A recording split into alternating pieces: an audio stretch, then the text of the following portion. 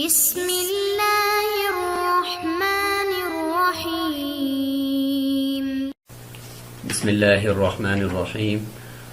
معزز طلبہ کرام، ہدایہ اول کا سبق نمبر 14 ہے اور کتاب الطہارات میں ہم بات کر رہے ہیں فصل فی الغسل، اس کے بارے میں، اور اس میں ایک سبق تو ہو چکا ہے جس میں ہم نے غسل کے فرائض اور سنتوں کے اوپر بات کی، اور اس سبق میں ہم غسل واجب کرنے والے اسباب ان کے بارے میں انشاءاللہ پڑھیں گے، اور پھر غسل کتنی جگہوں پہ کرنا سنت ہے اور کتنی جگہوں پہ مستحب ہے انشاءاللہ ان کو بھی ہم آج دیکھیں گے۔ تو غسل کی کل 11 اقسام ہم کر لیتے ہیں،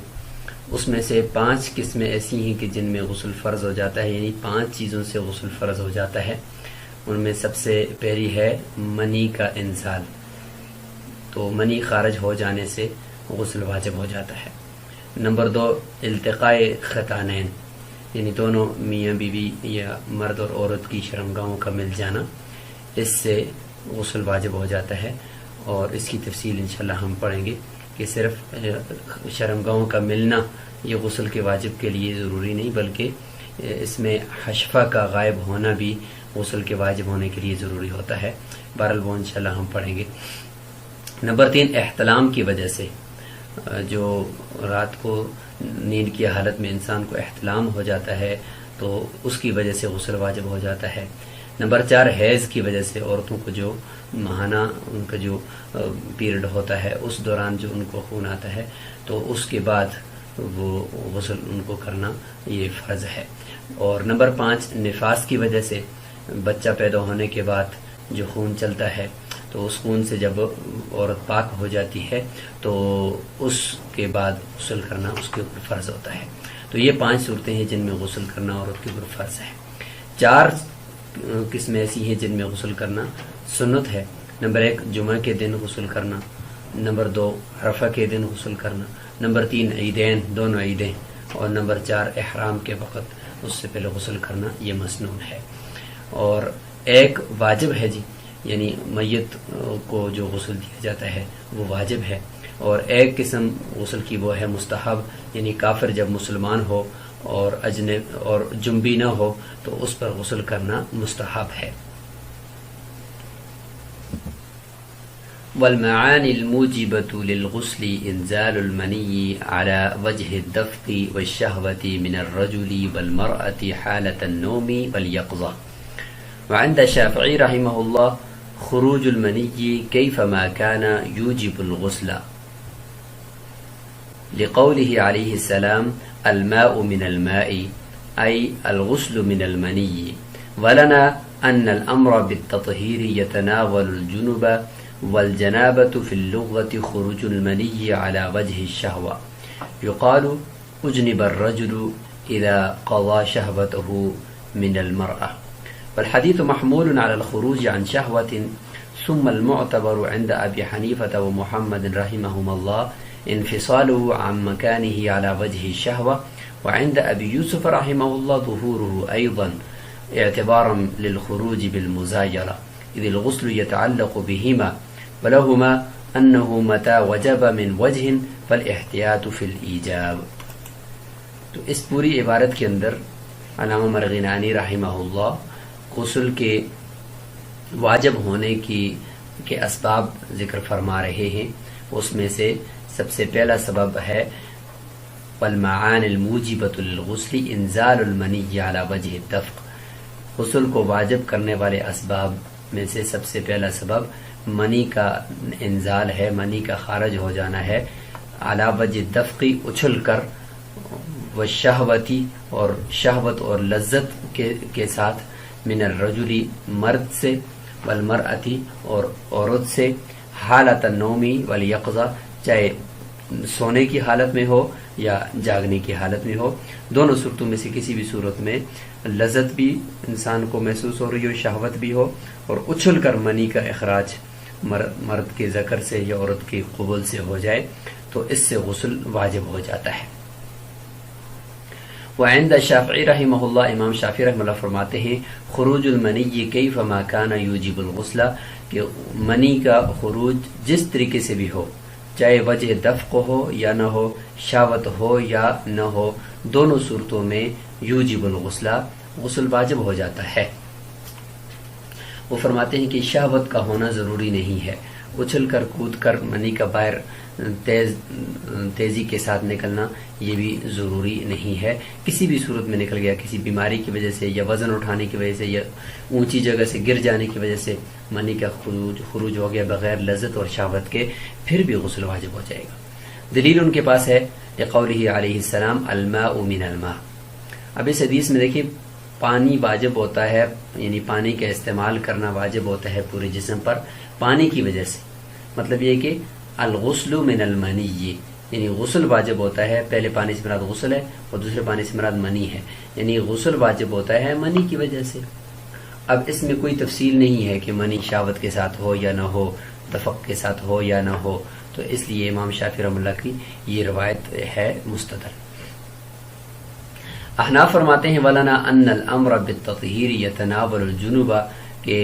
پاکی کا جو حکم ہے وَإِن كُنتُمْ جُنُبًا فَطَّهَّرُوا، اگر تم جنبی ہو تو تم اچھی طریقے سے پاکی اختیار کرو، یہ والا جو حکم ہے، امر ہے قرآن میں تطہیر، خوب پاکی حاصل کرنے کا۔ يَتَنَاوَلُ الْجُنُوبَ، یہ جنبی کو شامل ہے، یعنی جو انسان حالت جنابت کے اندر ہوگا تو اس کو یہ حکم شامل ہے کہ وہ اچھی طریقے سے پاکی۔ تو مطلب سمجھ میں یہ آیا کہ جنبی آدمی کے لیے غسل واجب ہے۔ اب جنبی کسے کہتے ہیں؟ کہتے ہیں کہ والجنابۃ فی اللغۃ، اگر لغت اٹھا کر دیکھیں تو جنابت کہتے ہیں خروج المنی علی وجہ الشہوۃ، منی کا نکلنا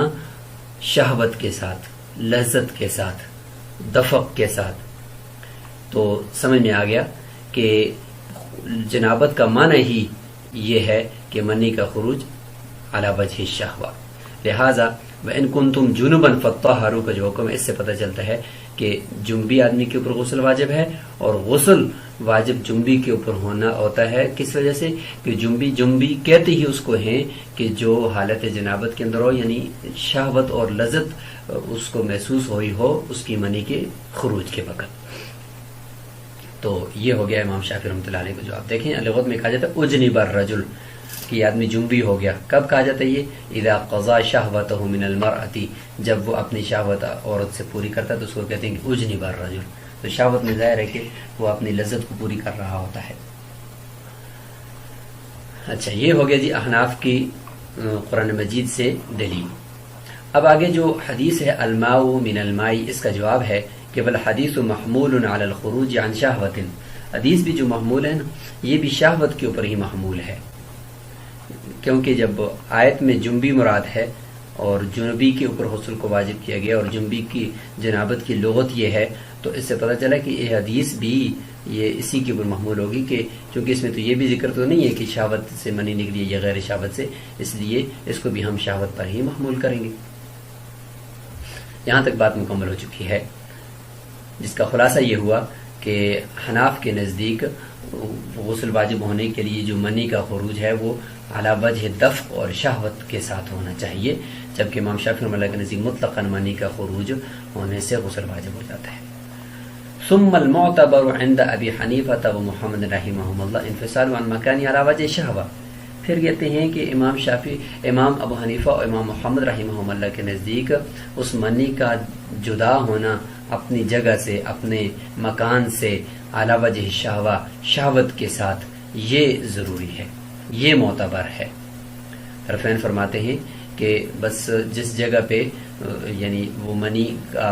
مکان ہے، جگہ ہے، وہاں سے نکلتے ہوئے انسان کو شہوت محسوس ہوئی، لیکن آگے ذکر سے باہر یا عورت کے قبل سے باہر نکلتے ہوئے اس کی لذت نہیں تھی تو اس کی ضرورت نہیں ہے۔ اصل جو معیار ہے اور معتبر ہے وہ کیا ہے؟ انفصالہ عن مکانہ علی وجہ شہوہ،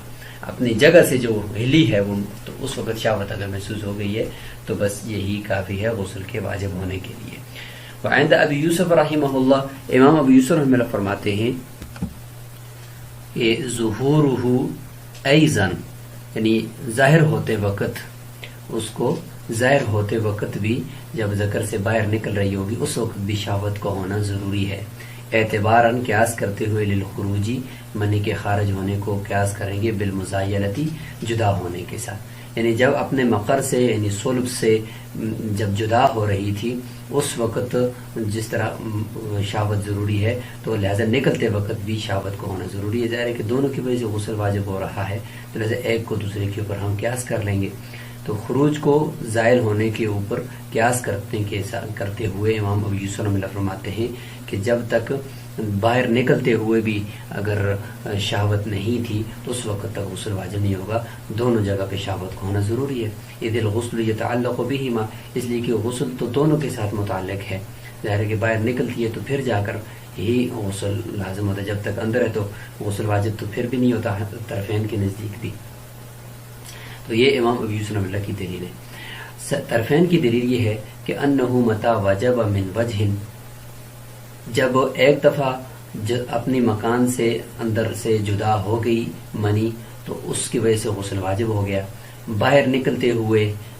شہوت نہیں تھی تو اس کی وجہ سے اس کا تقاضا تو یہ کہ غسل واجب نہ ہو، تو اب ایک صورت میں غسل واجب ہو رہا ہے، دوسری صورت میں غسل واجب نہیں ہو رہا، شک ہو گیا، لہٰذا احتیاط کا تقاضا یہ ہے کہ یہاں واجب ہونا چاہیے، چونکہ طہارت کے مسائل کے اندر اور عبادات میں احتیاط کے اوپر عمل کیا جاتا ہے، تو اس لیے طرفین فرماتے ہیں کہ چونکہ شک سے نکلنے کے لیے احتیاطاً غسل کو واجب کر دیا جائے گا، فل احتیاط فی الایجابی، لہٰذا احتیاط اسی میں ہے کہ وہ غسل واجب ہو جائے گا جب اپنے ہی مکان سے منی کا خروج ہو جائے گا تو اسی کے ساتھ ہی شہوت کے ساتھ تو غسل واجب ہو گیا۔ اور اس اختلاف کا ویسے ثمرہ اس وقت نکلے گا کہ اگر کسی آدمی کو شہوت کے ساتھ منی کا زوال ہوا، یعنی اپنے مقر سے زائل ہوئی لیکن آگے سے اس نے ہاتھ رکھ لیا، تو اس وقت اس نے ہاتھ اٹھایا کہ جب اس کی شہوت ختم ہو گئی تھی اس وقت منی باہر نکلی، تو کیا اس کا غسل اس کے اوپر واجب ہوگا؟ تو طرفین کے نزدیک واجب ہو جائے گا، امام ابو یوسف رحمہ اللہ کے نزدیک واجب نہیں ہوگا۔ لہذا احتیاط اسی میں ہے کہ اس صورت میں اگرچہ نکلتے وقت نہیں تھا اس کو شہوت نہیں تھی لیکن پھر بھی غسل واجب ہو جائے گا۔ یہ تھا جی ایک سبب جس سے غسل واجب ہو جاتا ہے، منی کا خروج۔ دوسرا ہے جی والتقاء الختانین من غیر انزال، یعنی بغیر انزال کے دونوں شرمگاہوں کا، مرد یا عورت کی دونوں شرمگاہوں کا آپس میں مل جانا بغیر انزال کے، اس سے بھی غسل واجب ہو جاتا ہے۔ اس کی کیا حدود ہیں وہ آگے انشاءاللہ بھی ذکر کی جا رہی۔ لقولہ علیہ السلام اذا التقى الختانان وتوارت الحشفة وجب الغسل انزل او لم ينزل، ولأنه سبب الانزال ونفسه يتغيب عن بصره وقد يخفى عليه لقلته فيقام مقامه، وكذلك العلاج في الدبر لكمال السببية، ويجب على المفعول به أيضا احتياطا بخلاف البهيمة وما دون الفرج لأن السببية ناقص۔ یہ دوسری صورت ہے غسل واجب ہونے کی، وہ ہے مرد اور عورت کی شرمگاہوں کا مل جانا، اس صورت میں چاہے انزال ہو یا نہ ہو غسل واجب ہو جاتا ہے۔ آپ صلی اللہ علیہ وسلم نے فرمایا کہ جب ختانان یعنی دونوں شرمگاہیں آپس میں مل جائیں اور حشفہ غائب ہو جائے، حشفہ کہتے ہیں کہ عورت کے جو ختنہ کی جگہ ہے وہ کڑا سا بنا ہوا تو وہ غائب ہو جائے عورت کی شرمگاہ میں، تو یا اس جتنا حصہ غائب ہو جائے تو اس سے غسل واجب ہو جائے گا، چاہے انزال ہوا یعنی منی خارج ہوئی یا نہیں۔ تو یہ معیار ہے جی، صرف محض ختانین کا ملنا یہ غسل کے واجب ہونے کے لیے کافی نہیں ہے، بلکہ غسل کے واجب ہونے کے لیے ضروری یہ ہے کہ ساتھ ساتھ توارت الحشفہ یعنی حشفہ جو ہے مرد کے ختنے کی جگہ تک کا حصہ وہ عورت کی شرمگاہ میں غائب ہوگا تو تب جا کر غسل واجب ہو جائے گا، پھر آگے انزال کی ضرورت نہیں ہے۔ وَلِأَنَّهُ عقلی دلیل، وَلِأَنَّهُ سبب الانزالی، اور دوسری عقلی دلیل یہ ہے کہ یہی یعنی ختانین کا ملنا اور حشفے کا غائب ہو جانا یہی منی کے خارج ہونے کا سبب بنتا ہے، ونفسہ اور منی کا جو خود نفس منی ہے یتغیب عن بصرہ انسان کی نظر سے تو غائب رہتی ہے، اس کو پتہ تو نہیں چلتا کہ اندر منی کا خروج ہوا ہے یا نہیں ہوا، اس کا تو پتہ نہیں ہے۔ تو جب اس طرح کی کوئی چیز مخفی ہو وقد یخفی علیہ اور کبھی کبھار انسان کے اوپر وہ مخفی بھی رہ جاتی ہے لقلتی اس کے تھوڑا ہونے کی وجہ سے، اس کی قلت کی وجہ سے، فیقام مقامہ لہٰذا اسی ظاہری جو سبب ہے یعنی التقاء خطانین اور ساتھ ہی حشفے کا غائب ہو جانا عورت کی شرمگاہ میں، اسی کو قائم مقام بنایا جائے گا منی کے خروج کا، کیونکہ یہ سبب ظاہری تو موجود ہے۔ لہذا اگر کوئی چیز مخفی ہو اور اس کا ظاہری سبب موجود ہو تو ظاہری سبب کے اوپر ہی حکم لگایا جاتا ہے، لہذا ظاہری سبب پر حکم لگاتے ہوئے اگرچہ انزال ہوا ہے یا نہیں ہوا دونوں صورتوں کے اندر غسل واجب ہو جائے گا۔ وَكَذَا الْعِلَاجُ فِي الدُّبُرِ اسی طریقے سے دبر کے اندر علاج یعنی دخول کر دینا، ذکر کو داخل کر دینا، یہ اس سے بھی چونکہ لکمال سببیتی سبب تو مکمل طور پر پایا گیا کہ شہوت بھی ہے اور حشفے کا بھی غائب ہونا شرمگاہ کے اندر خطانین کے اندر یعنی مل گیا۔ عورت کی ختنہ عام طور پر تو نہیں ہوتی لیکن عربوں کے ہاں یہ ہوتی تھی تو اس لیے خطانین تسنیہ بول دیا، تو چونکہ سبب اس میں کامل ہے لہٰذا اس صورت میں شہوت بھی ہوتی ہے اور ان سب چیزوں کے ساتھ دبر کے اندر بھی اگر علاج ہو گیا تو بغیر انزال کے بھی غسل واجب ہو جائے گا۔ وَيَجِبُ عَلَى الْمَفْعُولِ بِهِ احتیاطًا مفعول بھی یعنی دبر کے اندر دخول کی صورت میں چونکہ یہ اشکال ہو سکتا ہے کہ مفعول بھی یعنی جس کی دبر میں یہ دخول ہوا ہے تو وہ تو اس کو تو شہوت نہیں آ رہی ہوگی، تو فرماتے ہیں کہ اس کو بھی شہوت آنا اس میں ممکن ہے اور آتی ہے اور اس کا بھی اس شہوت کی وجہ سے انزال ہو سکتا ہے، لہٰذا اس صورت میں احتیاطاً اس کے اوپر بھی غسل واجب ہوگا۔ بخلاف البہیمتی وما دون الفرج بخلاف کسی جانور کے شرمگاہ میں یعنی کسی جانور کے دبر میں دخول کرنے کا، وما دون الفرج یا انسان کے فرج کے علاوہ کسی عضو کے اندر دخول یعنی ذکر کو اس کے ساتھ ملنے کا، کیونکہ ان صورتوں میں سبب کامل نہیں ہے، لأن السببیۃ ناقصۃ وہ جو انزال کا سبب ہے وہ یہاں پہ ناقص ہے، کیونکہ ان صورتوں میں عام طور پر جانور سے تو طبیعت نفرت کرتی ہے اور فرج کے علاوہ میں جسم کی کسی یعنی ران کے اندر یا ناف کے اندر دخول کرنے کے اندر چونکہ اس میں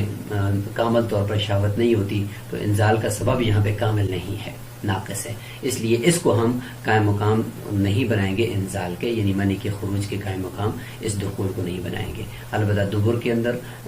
جو ہے جو دخول ہوا ہے اس میں چونکہ شہوت ہوتی ہے وہ منی کے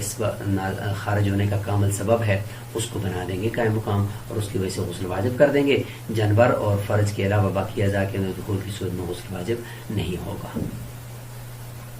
تو یہ ہو گئے دو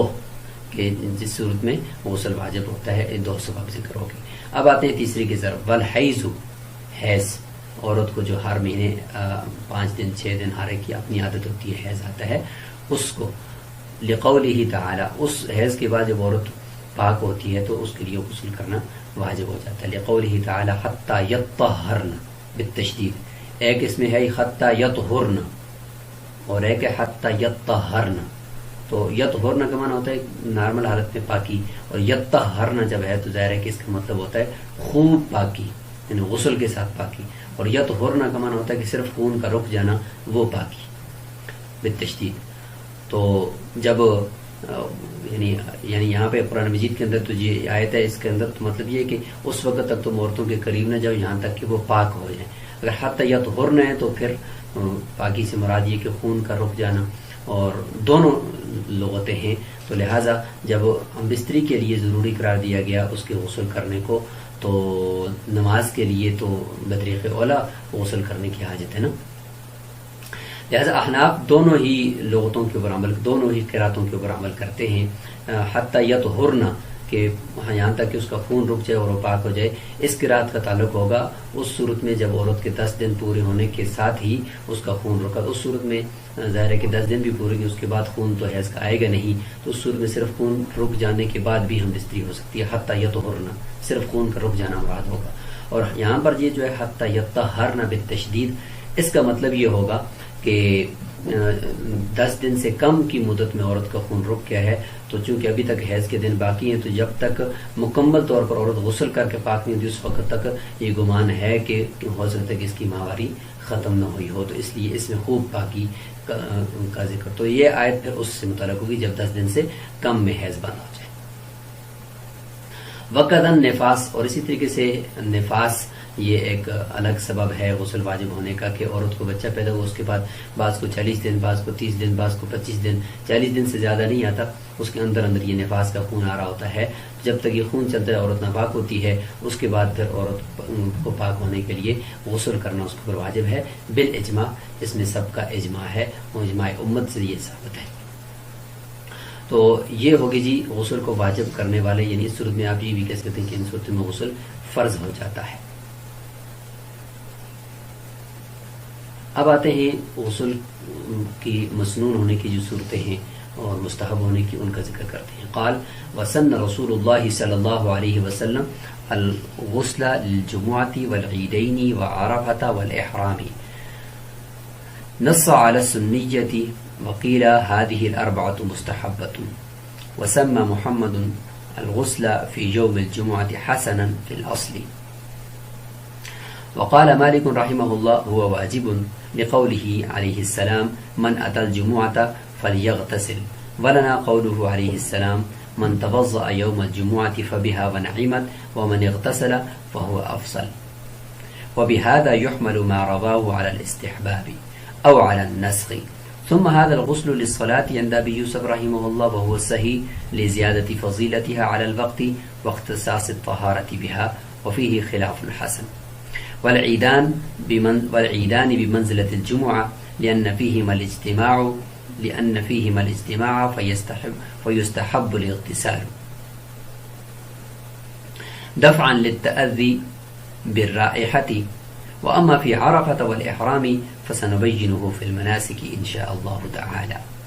تو یہ پوری عبارت ہے جس میں غسل کے مسنون اور مستحب ہونے کی صورتوں کا ذکر کیا گیا ہے. فرمایا کہ رسول اللہ صلی اللہ علیہ وسلم نے سنت قرار دیا ہے جمعے کے دن غسل کو، اور عیدین کے دونوں دنوں میں، اور عرفہ کے دن، اور احرام باندھنے سے پہلے. امام قدوری رحمۃ اللہ علیہ نے یہاں پر سنت ہونے کے اوپر صراحت فرمائی ہے کہ سنہ رسول اللہ صلی اللہ علیہ وسلم. فرماتے ہیں کہ ایک روایت یہ بھی ہے کہ ہاتھ ہل اربعۃ مستحبۃ، یہ چاروں کی چاروں جگہوں پہ وہ غسل کرنا مستحب بھی ہے بعض کے نزدیک. اور امام محمد رحمہ اللہ نے اس کو متعین کیا ہے جمعے کے دن غسل کرنے کو حسناً، اچھا قرار دیا ہے. تو یہ مستحب ہے ان کے نزدیک بھی. فی الاصلی یعنی اصل سے مراد ان کی جو اصل کتاب ہے مبسوط، اس کو اصل کہا جاتا ہے کہ اس میں انہوں نے اس کو حسن کہا ہے، یعنی اچھا کہا ہے، تو یعنی ان کے نزدیک مستحب ہے. وقال مالک رحمہ اللہ، امام مالک رحمہ اللہ فرماتے ہیں ہوا واجب، جمعے کے دن غسل کرنا ان کے نزدیک واجب ہے. ان کے پاس یہ روایت ہے رسول اللہ صلی اللہ علیہ وسلم نے ارشاد فرمایا من اتی الجمعۃ فلیغتسل، جو بھی جمعے کے اندر آئے تو اسے چاہیے کہ وہ غسل کرے. اور ایک روایت ان کے پاس اور بھی ہے، وہ یہ ہے کہ حضرت ابو سعید خدری رضی اللہ عنہ سے روایت ہے، فرماتے ہیں کہ الغسل یوم الجمعۃ واجب علی کل محتلم. تو اس سے پتہ چلتا ہے کہ غسل کرنا ہر بالغ مرد کے اوپر واجب ہے. احناف کے نزدیک یہ ہے کہ چونکہ شروع میں تو یعنی جب ابتدائی زمانہ تھا اسلام کا تو اس وقت اتنے زیادہ یعنی مسجد کے اندر بھی وہ سہولیات نہیں تھی، اور لوگوں کے پاس بھی چونکہ اتنا زیادہ مالی ان کی حالت بہتر نہیں تھی، اس وجہ سے لوگوں پسینے کی وجہ سے یعنی بدبو بھی پیدا ہو جاتی جسموں پر. تو ایک ساتھ چونکہ جمعے کے اندر اکٹھے جمع ہونا ہوتا تھا، تو اس لیے غسل واجب تھا کہ جمعے کے دن غسل کر کے آئیں تاکہ دوسروں کو تکلیف نہ ہو. لیکن بعد میں جب یہ ساری ضروریات پوری ہو گئیں تو پھر اس وقت غسل کو مسنون قرار دیا گیا. تو یہ شروع میں تو واجب تھا، بعد میں نہیں ہوا. ولنا قوله علیہ السلام، اور بعد میں پھر یہ آپ صلی اللہ علیہ وسلم کا قول ہے کہ من توضأ یوم الجمعۃ فبها ونعمت، جو جمعے کے دن وضو کرے تو بہت اچھی بات ہے. ومن اغتسل فهو افضل، اور جو غسل کر لیتا تو وہ اور زیادہ افضل ہے. تو یہ ہمارے پاس روایت ہے جس سے پتہ چلتا ہے اگر واجب ہوتا تو اس میں ضرور بتا دیا جاتا کہ یہ واجب ہے، اور جہاں پہ وجوب کی کوئی دلیل ملتی بھی ہے تو وہ ابتدائی زمانے کے ساتھ خاص ہے. وبهذا يحمل ما رواه على الاستحباب، لہذا یہ اسی روایت کے ذریعے سے جو کچھ امام مالک رحمۃ اللہ علیہ نے روایات لائی ہیں ان کو بھی ہم اس روایت کی وجہ سے محمول کریں گے علی الاستحبابی، استحباب کے اوپر، او علی النسخ یا منسوخ ہونے کے اوپر، جو ہم نے ذکر کیا کہ پہلے زمانے میں تھا اور بعد میں جو ہے وہ پھر منسوخ ہوا۔ حضرت عبداللہ بن عباس رضی اللہ عنہ نے اس واقعے کو ذکر فرمایا ہے۔ ثم هذا الغسل، اب یہ ہے کہ یہ غسل للصلاۃ، نماز کے لیے ہے یا جمعے کے دن کے لیے، جمعے کی نماز کے لیے یہ مسنون ہے یا جمعے کے دن کے لیے مسنون ہے، اس میں اختلاف ہے امام ابو یوسف رحمہ اللہ کے نزدیک اور امام حسن بن زیاد کے نزدیک۔ فرماتے ہیں کہ ثم هذا الغسل للصلاۃ عند ابی یوسف رحمہ اللہ، امام ابو یوسف رحمہ اللہ کے نزدیک یہ غسل نماز کے لیے مسنون ہے، وہ صحیح، یہی درست بھی ہے، کیونکہ نماز کی فضیلت بھی ہے، لزیادت فضیلتها علی الوقت، کہ وقت کے اوپر نماز کی فضیلت زیادہ ہے، اس لیے نماز کے لیے ہی یہ غسل مسنون ہے۔ وقت ساس طہارت بہا، اور طہارت بھی نماز کے ساتھ چونکہ خاص ہے تو اس سے بھی پتہ چلتا ہے کہ یہ غسل نماز کے لیے سنت ہونا چاہیے، نہ کہ دن کے لیے۔ اور خاص طور پر جب جمعے کی نماز پڑھ دی گئی اس کے بعد چونکہ غسل کسی کے نزدیک میں مسنون نہیں ہے تو اس سے پتہ چلا کہ نماز ہی کے لیے مسنون تھا، ورنہ اگر دن کے لیے ہوتا تو بعد میں بھی ہوتا۔ وفیہ خلاف الحسن، اس میں حسن بن زیاد رحمہ اللہ کا اختلاف، وہ فرماتے ہیں کہ جمعے کے دن کے لیے ہے غسل، تو اس سے امام حسن بن زیاد فرماتے ہیں کہ حضور صلی اللہ علیہ وسلم نے فرمایا کہ یہ سید الایام یوم الجمعہ، کہ جمعے کا دن سب دنوں کا سردار ہے، تو لہذا جمعے کے دن ہی دن کے لیے یہ مسنون ہوا۔ لیکن امام ابو یوسف اللہ فرماتے ہیں کہ باقی تمام روایات سے تو نماز کی فضیلت معلوم ہوتی ہے، اور نماز ہی کی وجہ سے جمعے کے دن کو فضیلت ملی ہے، یعنی جمعے کی نماز جو ہے اس میں پڑھی جاتی ہے، لہذا نماز ہی کے لیے زیادہ مناسب ہے۔ اور صاحب ہدایہ نے بھی اسی کو صحیح قول فرمایا ہے۔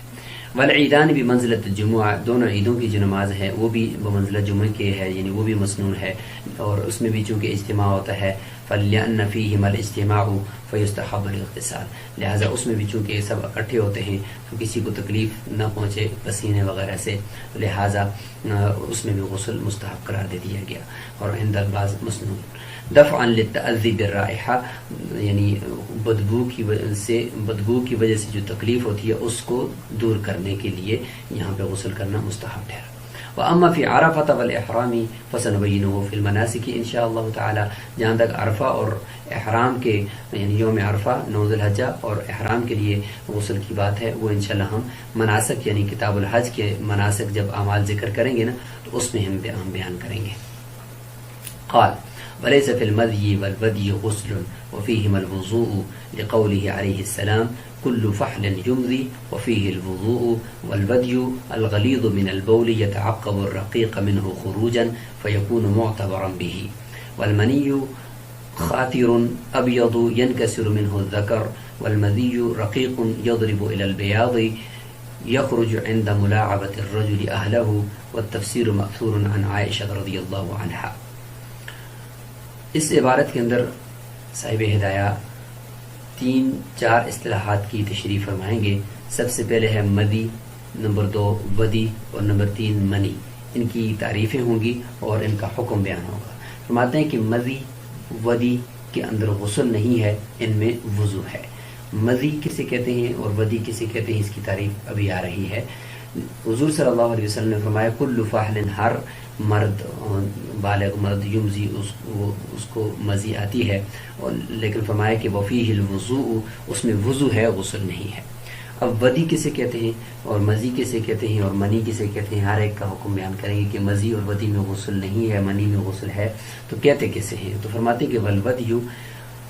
الغلیظ من البول، یہ پیشاب ہی ہوتا ہے لیکن گاڑھا ہوتا ہے، گاڑھا پیشاب، یتعقب الرقیق منہ خروجا، جو نکلنے کے اعتبار سے وہ جو پتلا پیشاب ہوتا ہے اس کے بعد آتا ہے، پہلے پتلا پیشاب نکلا اس کے فوراً بعد جو ہے یہ نکلتا ہے، اور یہ گاڑھا ہوتا ہے اور تھوڑا سفیدی مائل ہوتا ہے اور چکنا ہوتا ہے، تو اس کو ودی کہتے ہیں جو پیشاب کے بعد آتا ہے۔ فیکون معتبرا بہ، لہذا اس کو اسی کے پیشاب کے اوپر ہی قیاس کیا جائے گا، جس طریقے سے پیشاب ہوتا ہے تو یہ بھی ایک طرح کا پیشاب ہے، فیکون معتبرا بہ، لہذا پیشاب کے اوپر ہی اس کو قیاس کیا جائے گا۔ والمنی منی کسی کہتے ہیں کہ خاصر یہ ایک گاڑھا اور لیسدار اور چکناہٹ والا سمجھنے کے پانی ہے، ابیض سفید ہے، ینکسر منہ الذکر جب یہ نکلتا ہے تو اس سے ذکر یعنی اعلی تناسل وہ منکسر ہو جاتا ہے، یعنی وہ ٹھہراؤ اس کے اندر آ جاتا ہے اور وہ یعنی بیٹھ جاتا ہے. تو یہ ہوتا ہے جی منی. اور اس کی وجہ سے غسل یعنی جب جس سے ذکر بیٹھ جائے اور سست ہو جائے اور وہ گاڑھا ہو اور سفیدی مائل ہو، سفید ہو بالکل، تو اس کو کہتے ہیں منی. والمذی مذی کسی کہتے ہیں رقیق. اچھا منی کے اندر یہ بھی ہے کہ اس کے اندر بچے کی پیدا کرنے کی صلاحیت ہوتی ہے اور اچھل کود کر یہ شہوت کے ساتھ نکلتا ہے، جبکہ ودی اور مزی کے اندر یہ دونوں چیزیں یعنی شہوت کے ساتھ یہ نہیں نکلتے اور اس کے اندر اچھل کود نہیں ہوتی اور ان کے اندر بچہ پیدا کرنے کی بھی ان کے اندر وہ جرثومے نہیں ہوتے. والمذی رقیق اور مزی جو ہوتا ہے وہ پتلا پانی ہوتا ہے، یضرب الی البیاض جو کچھ نہ کچھ سفیدی مائل ہوتا ہے، سفیدی کی طرف مائل ہوتا ہے. یخرج عند ملاعبۃ الرجل اہلہ جب انسان اپنے اہل والوں یعنی اہلیہ کے ساتھ کھیل کرتا ہے تو اس کھیلنے کے دوران یہ نکلتا ہے. والتفسیر مأثور عن عائشہ رضی اللہ عنہا تفسیر جو ہے یہ حضرت عائشہ رضی اللہ عنہا سے ان کی یہ منقول ہے کہ یہ مذی اس طرح کا ہوتا ہے. تو بہرحال یہ تین ہیں مذی، ودی اور منی. ان میں سے ودی اور مذی کے اندر غسل نہیں ہے بلکہ منی کے اندر جو ہے وہ جو شہوت کے ساتھ اور لذت کے ساتھ نکلتی ہے اس میں غسل واجب ہوتا ہے. تو آج ہم نے کتاب الطہارات میں فصل فی الغسل کو مکمل کر دیا اور انشاءاللہ اگلے سبق کے اندر ہم باقاعدہ ہم ان پانیوں کا ذکر کریں گے جن پانیوں سے طہارت حاصل کی جاتی ہے. السلام علیکم ورحمۃ اللہ وبرکاتہ.